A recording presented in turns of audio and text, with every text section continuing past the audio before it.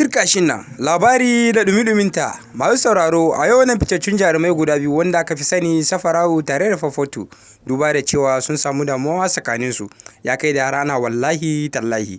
Masu sauraro da muka muku cikakkun labaran kamar haka. Masu sauraro idan wannan shi ne farkon ziyartar mu wannan tashar namu mai albarka wato na kai Ido TV namu so don Allah da ku danna mana subscribing kana da alamar kararrawa hakan ne zai ba mu damar isar da sako zuwa gare ku.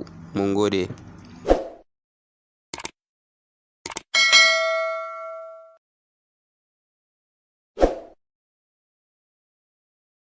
Masu sauraro cikakkun labarin kamar haka duba da faruwar hakan Safara'u ta yi fishi ta koma gidan iyayenta ya kai da Fafatu shi kuma ya kasa hankuri ya bi ta zuwa gida yana kance mata da ta yi hankuri ta dawo kar ta bari mutane su sani duba da cewa a musu dariya tsakaninsu ya wuce haka.